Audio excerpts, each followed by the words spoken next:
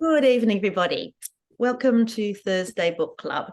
I'm coming to you from Gadigal land, and I pay my respects to elders past and present.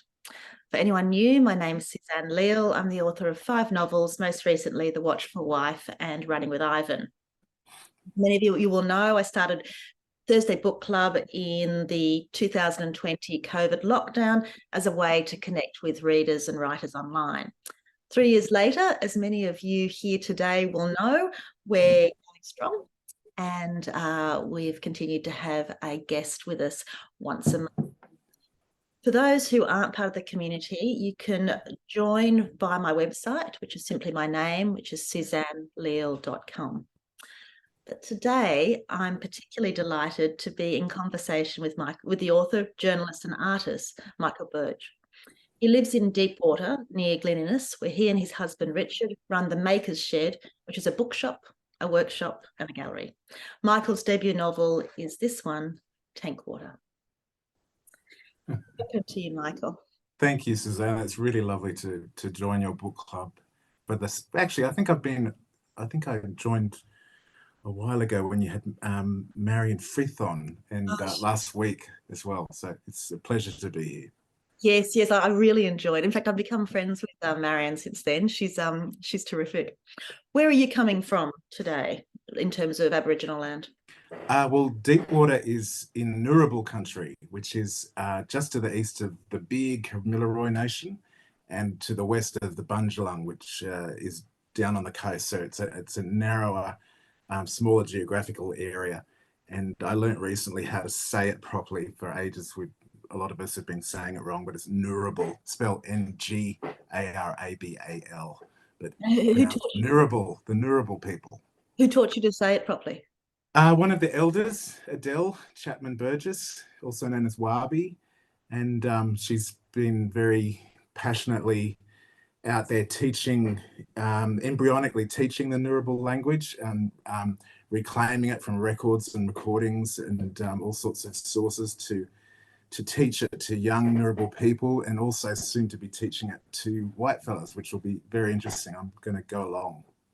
It's interesting, isn't it, the importance of language learnt, particularly at the moment when we've got books about dictionaries. So, the need to have a language kept, either written or orally or both. And yeah. Storytelling almost can't happen without it, in a sense. So yeah, it's critical, and interestingly, Nurrabil poets and writers have started expressing themselves in their language and writing, which is it's almost an immediate byproduct. So it's really heartening to see.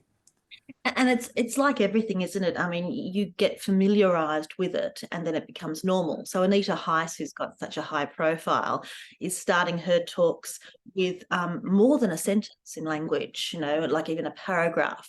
And you sit and you wait. And I think that's what normalization is key, do you think? Yeah, you've got to engage the ears and the heart, do a bit of lateral thinking, and forget certain things we've learned and learn new things. It's really great. I've seen Anita speak at Rise festivals on this very issue, and it's really well past time. Very, very exciting, I think, for all of us in Australia. And it brings me to your book, Tank Water, because although you don't deal with Indigenous language, what you deal with is bringing issues to the fore that have been hidden. And so perhaps slowly they can become normalised. Was that something you set out to do deliberately, or is it a byproduct of the story? Well, I guess the element of Tank Water that you're talking about is the homophobia in it, and set in a country town, which is, I come from a country town, I live outside of one now. And look, there's no greater place, I suppose, for things to be hidden than in the country. We live remotely. The population is much, much less. The distances are vaster. The landscape is wide open. I live a very rarefied existence. I don't see a lot of people a lot of the time. It's great for writing. But yeah, the stories in Tank Water were very hidden even to me. So I'm an out gay man. I've been that way since the late 90s.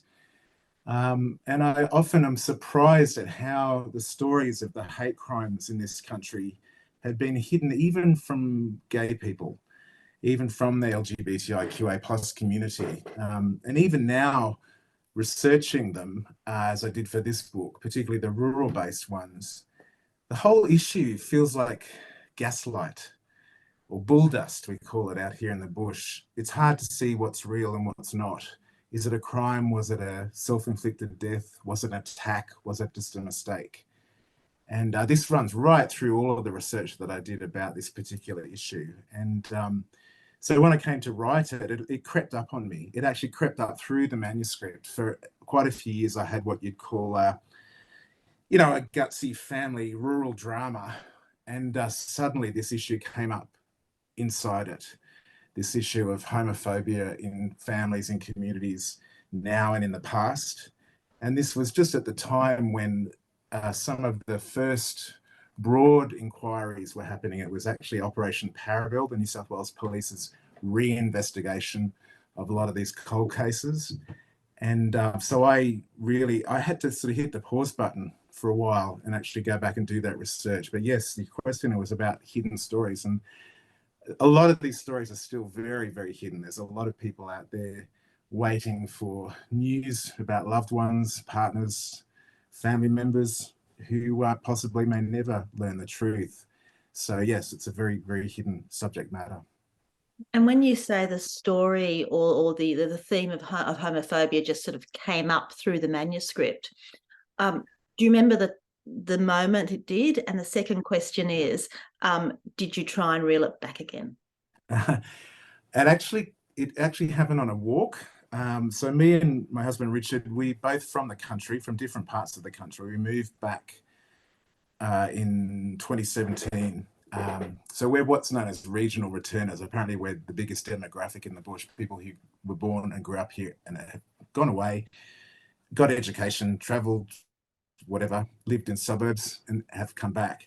So it was a far more powerful act for me than I realized, because it really reignited their story, which became Tank Water. And it was in manuscript form, but as I said, this came up, and it was actually during a walk. It was actually just walking through the dust down to our letterbox. The drought was starting to kick in. It's a couple of k's down, a couple of k's back. And it was just actually a walking conversation about this idea, which I just sort of talked out and walked out with Richard. And I said to him, I think that this should be about the one lonely farm boy in every generation who's killed or dies in a community. That sparked something in him, which he reflected back to me, and we both sort of agreed, yes, this is what it could be about. And your second part of this question is about, did I reel it back? And I've never been asked that, but the answer is no, no way. The story, the book that it became just accelerated from that point. It was a very powerful realization to have.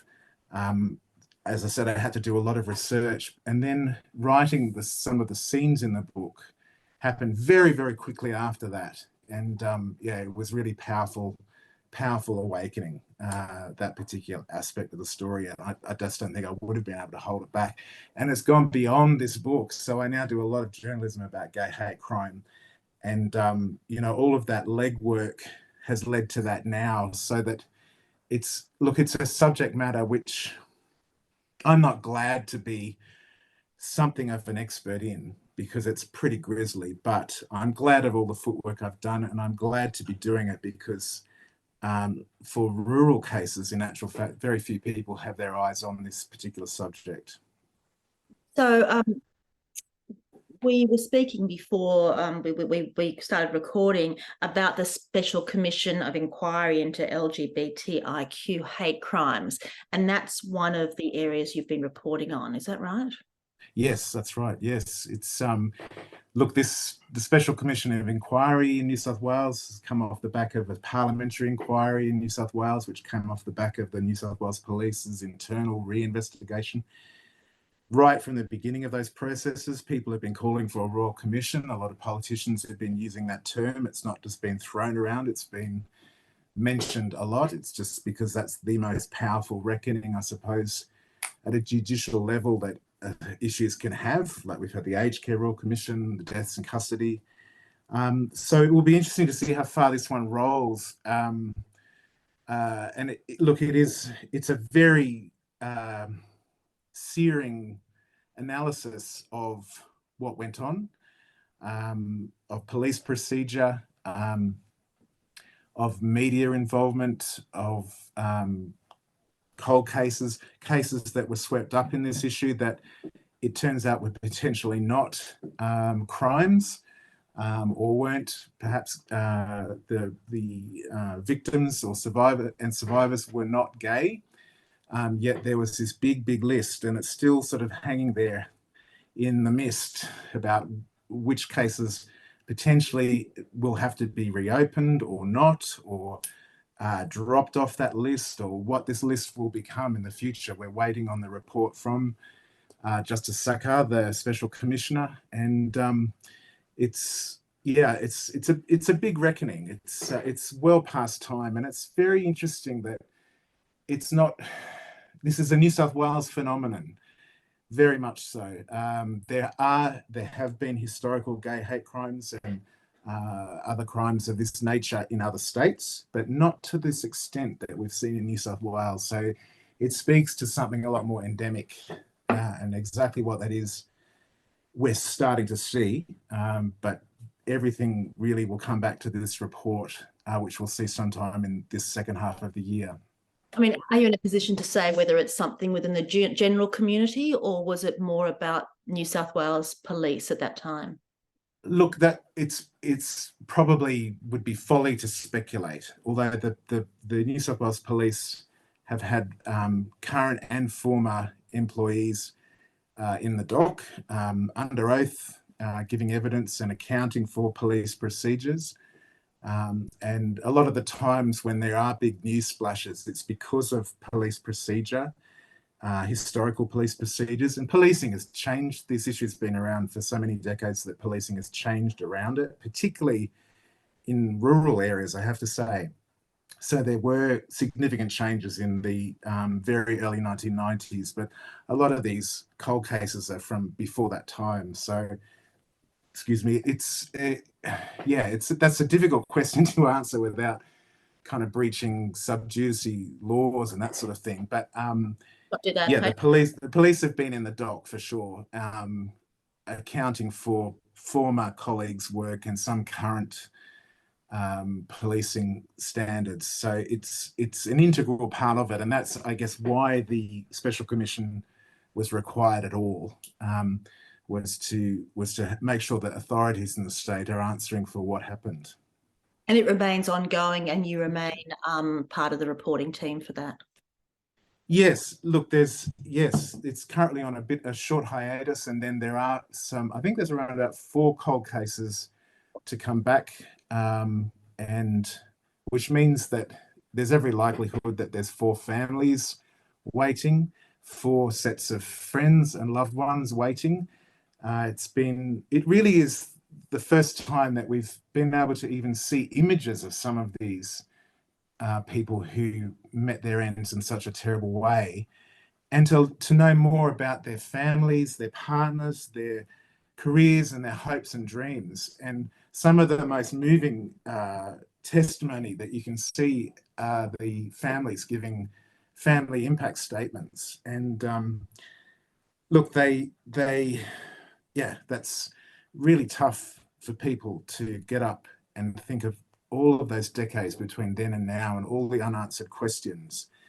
And there's a few, I've watched probably most of the cases, even though my special interest and my role as a journalist is to cover the rural and regional cases, which includes regional people who were victims or visiting the city, or on occasion rural perpetrators or alleged perpetrators.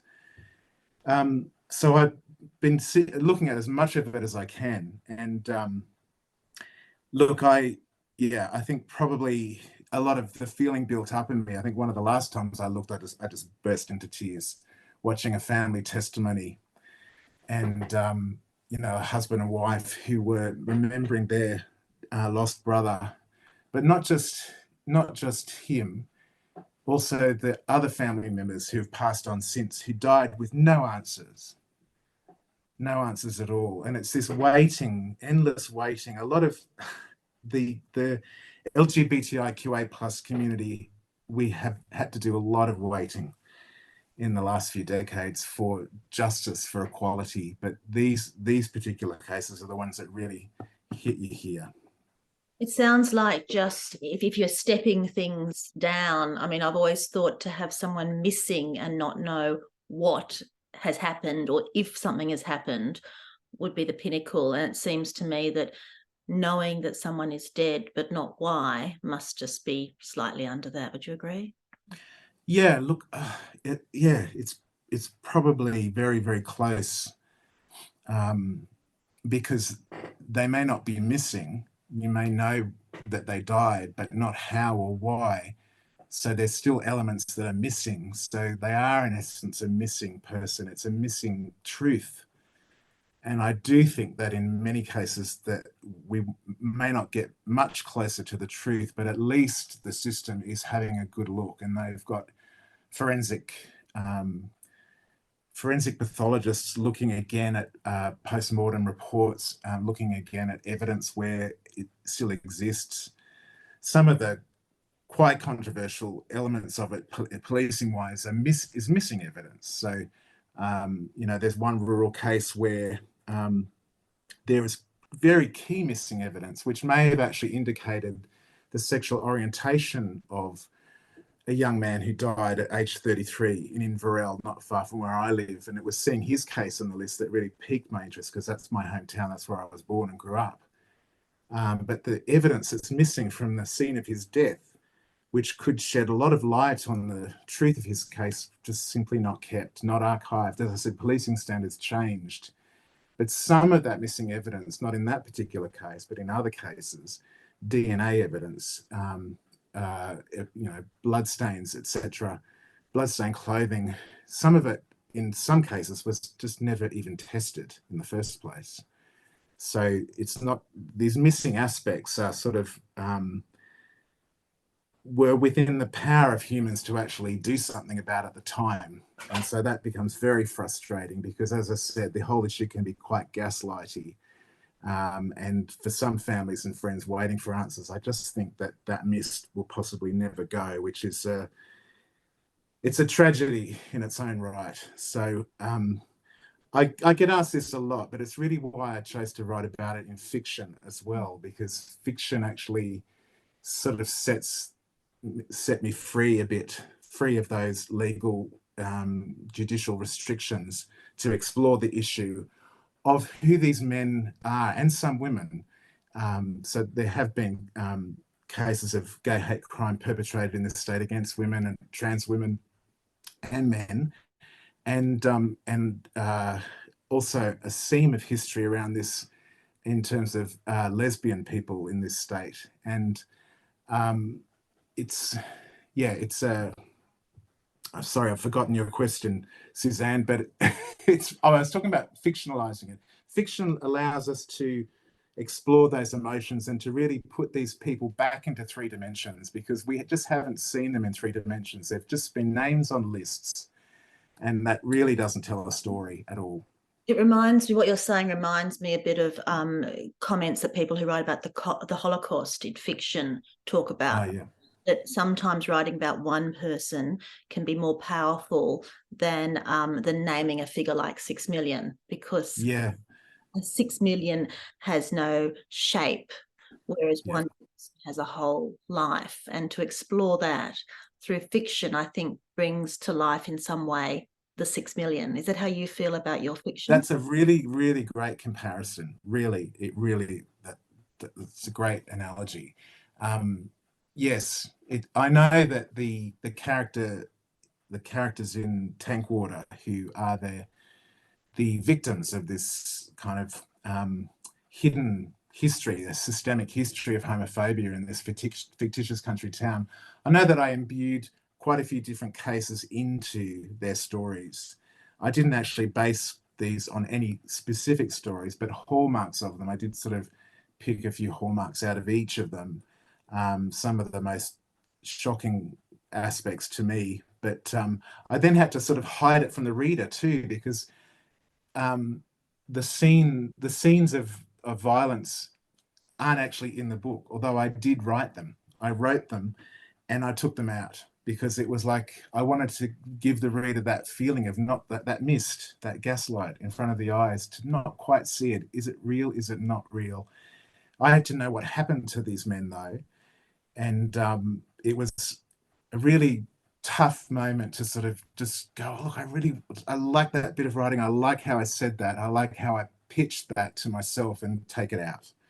But it was good advice that I got from a writing mentor. And I think the end result speaks for itself, because I hope it gives the reader the same feeling that you get when you're watching people, even now, highly skilled judicial staff actually trying to find the truth, because that's what James, the protagonist in Tank Water, has to do, is find the truth. Sure. Give me a picture of James, both the young James we meet in 1985 and the older James we meet in 2005. Well, the older James is definitely a slightly younger version of me. This is my first novel, and I think I've done what a lot of novelists do, and I've based my protagonist on myself.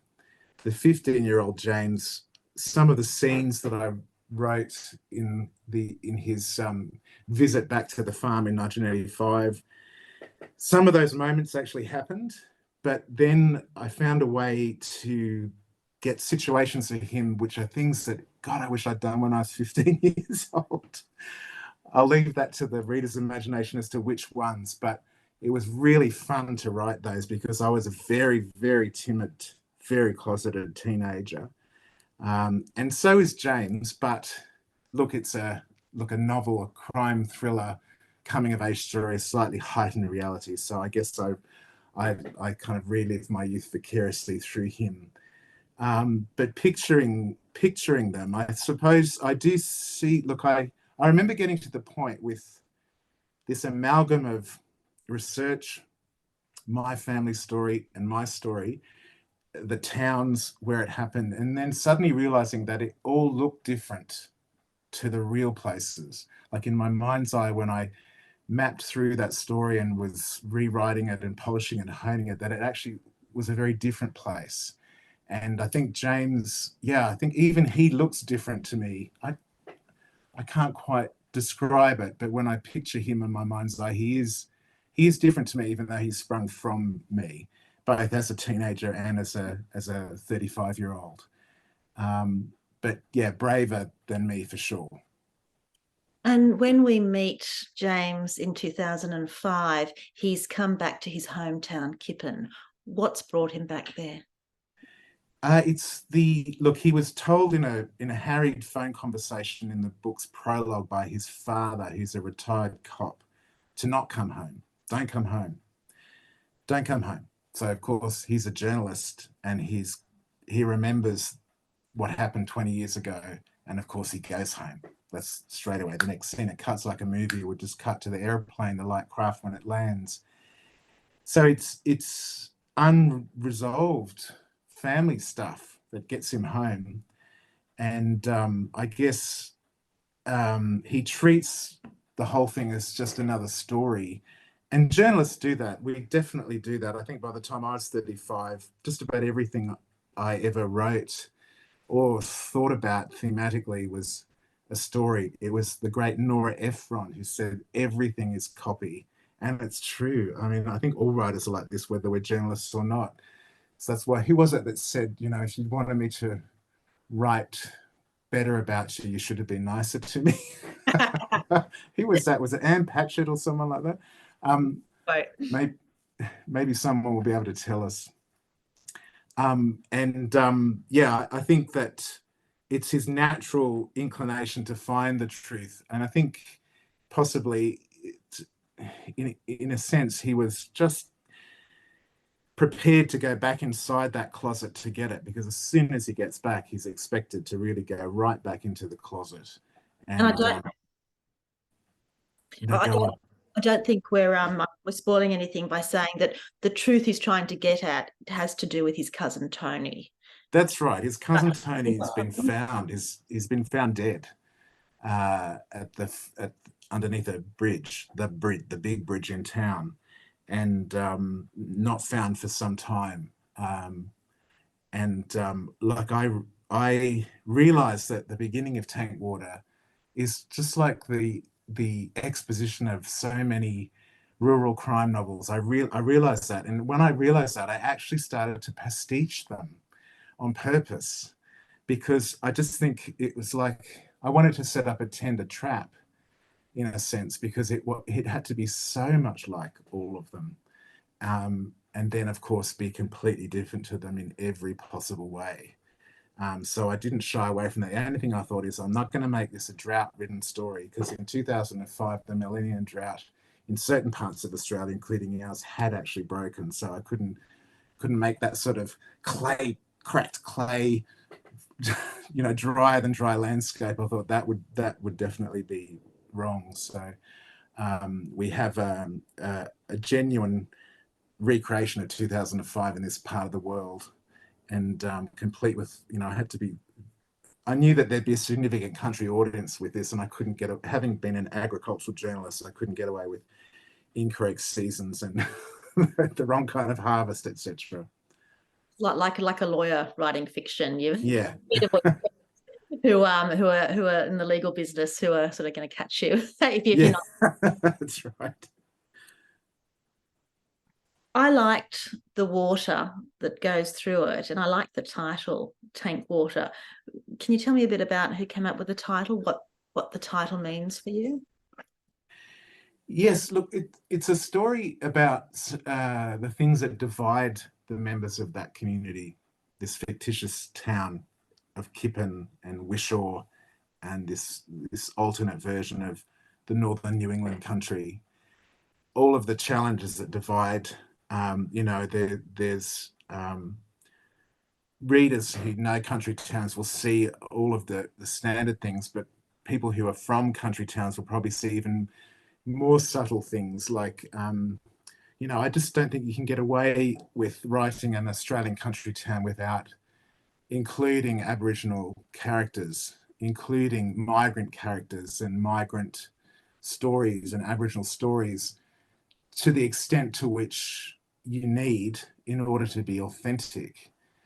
And the idea of water, particularly tank water, was I wanted a motif that is something that symbolized what connects us all, even though the story really sets us up into a lot of division and separation. Water is what brings us together. It brings life. It can also take life.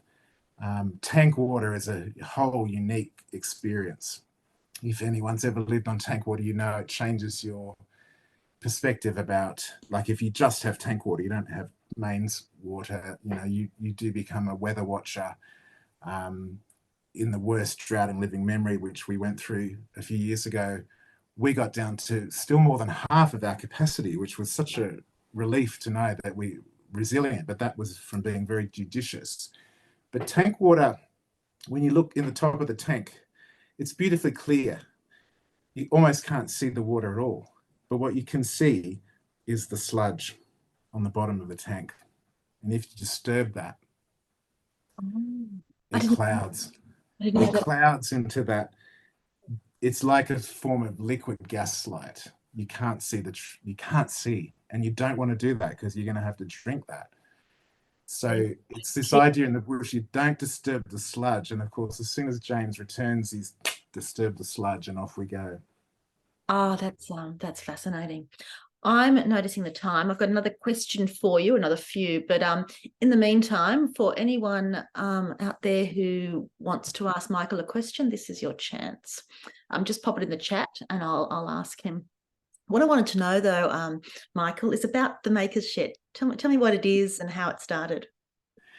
Look, the Maker's Shed is literally a little shed on the high street of Glen Innes, which is in the northern New England region. It's south of Tenterfield, north of Armidale, east of Inverell, west of Grafton. And the Glen Innes local government area is pretty big. if we make news, it's because it's -10 overnight, or or the Celtic Festival is on. A lot of Celtic settlers in this region. And the Maker's Shed is simply a high street marketplace for the handmade economy. So my husband Richard is a silversmith. It's his open studio. It's a gallery. It's a bookshop. We came to town. It's about half an hour's drive from where we live. So we came to town and there was no jeweler in the town. So great hole in the market for a silversmith. There was no bookshop in town. So a hole in the market for someone who, like me, who diversifies his income by writing journalism, novels, book selling, etc., etc. And we do a lot of writing workshops and literary events there, because there's no new bookshop in 100-mile radius of us. And so it was, yeah, again, a hole in the market. There had been a bookshop in Glen Innes and a jeweler, but they'd closed. So in country towns, it's, things come and go. So the Maker Shed has become a great little hub for artisans in business. We have a lot of visitors coming through. During COVID, actually, we're almost at the end of the line. So people who couldn't go interstate, they were coming to our region and staying, and coming to, like, you can come and do a workshop to learn how to work with metals, like precious metals and stones. It's also the gem fields of the state up in this region. So people can go and fossick a sapphire, have it cut, and then come and set it into a piece of jewelry if they want to. And we have a writer support group, and we meet every month, write to a theme. And we have a book club too, just like yours. And just like yours, we also end up talking about universal themes that almost have nothing to do with the book. So it's it's a very enjoyable little place, but it's literally a shed on the high street. It used to be a secondhand shop, a very beloved op shop, a pet shop, a church at one point. We still have people coming in that say, "Oh my God, I used to come here as a kid, and my first toy was hanging up there on the rafters." And so it's a lovely little place. Oh, that sounds terrific. I've just got a note in the comments from Barbie Robinson, who's done an excellent interview with Michael earlier this year, I think it was, or perhaps even last year. And Barbie said, Richard makes beautiful, comfortable jewelry. So hello, Barbie. Lovely to hear from you. Yes, he does. My husband is a very skilled jeweler, and it's the handmade economy is actually interesting in the country. I think people understand it a lot out here because primary producers really create stuff with their hands, animal husbandry in a sense, and cropping and that sort of thing. If you don't have something on your farm and the nearest shop is 100 k's away, you're going to jerry something together. You're not going to be able to go and buy it. So handmade makes a lot of sense out here. I've been looking at your wedding ring. Is that one of Richard's creations? No, he didn't make that one. Oh. It's a bit of a curtain ring, isn't it? But no, our guests at our wedding, actually, we got married long before marriage equality came to Australia. We got married in New Zealand. I was still very angry about the fact that we couldn't get married in this country. So when we came back from New Zealand, all of our wedding guests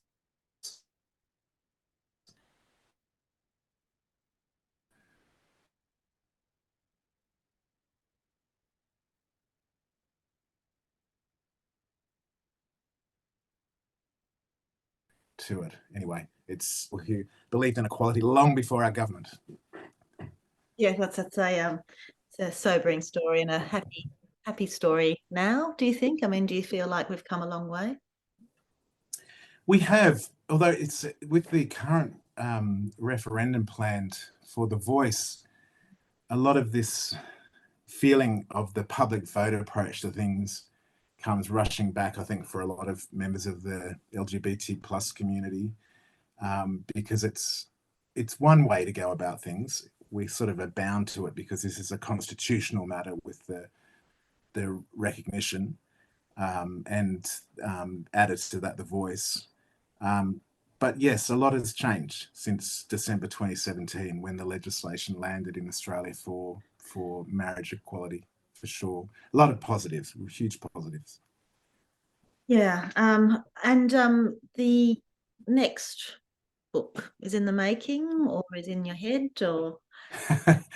I have just just this Monday, just gone, posted off the printed manuscript of a piece of work. It took me 7 years to complete, which is it hopefully, fingers crossed, will be my second published book. It's interesting how it's set a long time ago. It's historical fiction, historical crime. It's actually about crimes that happen in a Methodist community on the colonial frontier, 1852. And again, it was a big research job, probably a lot deeper than Tankwater, into many aspects, including faith, which because of the faith aspect of The Watchful Wife, I'm really looking forward to reading how you dealt with that issue in that book, because certainly with this new manuscript of mine, it's an integral part of a story.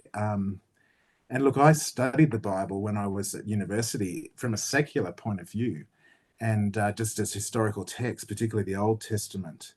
And so in one way or another, that I know a lot about it, and I went to an Anglican school, but the faith aspect of this story was something I did not want to be glib about. I just didn't want it to be like this little add-on to it. I wanted the fiber of this collective faith of a community, not a closed community, but almost to that degree. And there were communities on the colonial frontier built around Methodism, other denominations too, but it was Methodism that I focused on with this one. And they had a very powerful mission to assist the Aboriginal communities, particularly at the tail end of the frontier wars. And so it's the frontier war theme, which is the mission of this new book, whereas gay hate crime was the mission of Tankwater. So I need that sort of, once I find that mission that I can accomplish. I know that my fiction writing is very journalistic. I've been told that, and I know that innately. So I have that. That's really how I create books. To me, a novel is a long form article, very long form article. So it was a very interesting process for me. It's set in a place which I know very, very well because I used to work there, at Jenolan Caves in the Greater Blue Mountains region. But this is at a time when the caves was a place that people treated with great suspicion and fear, whereas now we see it as this geological wonder, and it's an incredible place. But the caves were discovered, allegedly, according to the legends, because of cattle thievery and cattle rustling, they call it in America, but in Australia we call it cattle duffing, which is it's a really interesting. It's a bit of a Western in a sense. This story, in that sense, a bit of a Gothic Western, and it's certainly that setting. Jenolan and I walked thousands and thousands of steps through the place as a cave guide. It was one of the best day jobs I've ever had. And it was really a wonderful experience. And it took me a long time to work out the way into the storytelling, because there's so many oral histories at that place. The ones that really piqued my interest were the very early female explorers in that network of caves. And of course, their stories were very just sort of, just left in, not really on record anywhere. And but there's signatures on the cave wall all through it, graffiti we call it now. But one of the very earliest signatures was of a woman called Jane Falls in 1854 in the Elder Cave, and she lived in the Oberon region her whole life. She was a hops grower and a wool grower, this isn't her story, but she certainly inspired me to include this. To include women in the early exploration of the caves on this particular story. So, of course, the Methodists followed the preaching of John Wesley and were always just that little bit ahead in equality, and they believed more at that time in the autonomy of women. They believed in helping Aboriginal people, and it was a lot of unexpected surprises for me in that exploration. So it's another very big issue to put down into a book. So it took me a long time. Watch this space. We've got another question. A question from Katrina Davis, who does fabulous reviews in our newsletter every week. Now, Katrina said, does having other jobs make novel writing harder or easier? That is a really good question. I think it depends on the novel. I think having done the second long-term manuscript process, so I have a writing schedule where I do it come hell or high water, whether I'm working full-time, part-time, casually, whether I'm on holiday, going away, families come to stay, I have to do it. If I don't, I feel nauseous. Whereas I used to feel nauseous sitting down writing, now I feel nauseous and angry if I haven't done it. So it's distraction is, I think a day job can be distracting, but it can also switch off or separate the left right brain and get us out of ourselves. And so I know that if I'm caught in a writing tussle, as soon as I go and start doing something else, chasing another story, or just, literally leaving the room, leaving home, the story that I'm writing, that I'm living in, like I feel like I've come back from 1852 Trenolan just this week because I've been there for 7 years in my head, and interruptions from that have to happen. Like otherwise, I think I'd go a bit bonkers. But the question was about, does it make it harder or easier? I just don't think there's a good answer to that. I think you just have to go through it the best way you can. But I know from these two experiences with Tank War and this new one, I have a few other first draft or second, third draft manuscripts completed in the desk drawer. And I think what I would like to try with a couple of those is actually the escape technique, like to go to a cheap motel for a couple of weeks, or I don't know, is there such a thing as a cheap cruise for writers that don't want to leave their berth and just write? I don't know. But I think I want to try that uninterrupted fortnight, perhaps. I might not be able to get the whole thing rewritten, but at least the bulk of it. And so I can sort of go there to the metaphoric place and live there for a while and then come back, because it's the in and out, in, out, in, out, which is, I find, quite hard. So I hope that answers that question. Okay, I'm gonna wrap it up. It's been fantastic, and I've kept you all a very long time. It's because it's just been terrific. Michael, before we go, 3 books for us. What have you got? Oh yes, because of the gay-themed book, I need to promote one of the best, Ian Forster's Morris. It's got a happy ending. It's no secret. It's the reason why he could never publish it in his lifetime. He entrusted it to Christopher Isherwood in 1970 on his death. Ian Forster. I noticed that one of your guest writers was reviewing Howard's End in the newsletter. Very interesting review, particularly about Forster telling and not showing, but it's a whole different era of writing. Morris is just a fantastic way. If anyone suspects their best friend might be gay, or their son might be gay, read this book and you'll work it out. Our book club read this fantastic book called A Wife's Heart by journalist Kerry Davies. It's the untold story of Henry and Bertha Lawson. Bertha Lawson applied for a divorce a few years into their marriage after having a really tough time in London, and it kind of was a bit of a hidden history in Australian literature. I just love this book. I was one of the people in our book club that rated it really highly. It's a part memoir, part Kerry's story of divorce.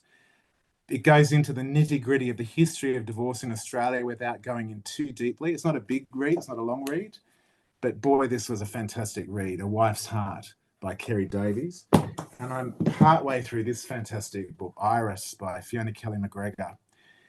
The reason our book club is reading this, apart from the fact that I love Fiona's work, particularly Indelible Ink, which was just such a fantastic read, is that Iris Webber grew up in Glen Innes.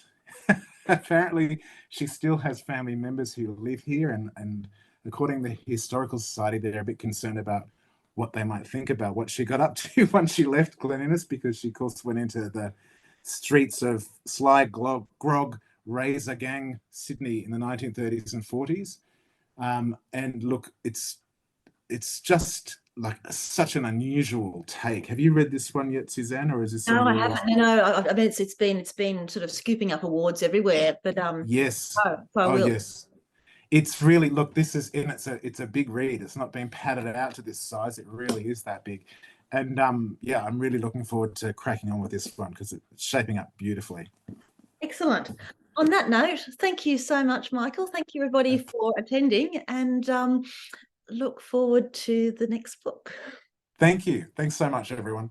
Goodbye, bye everybody.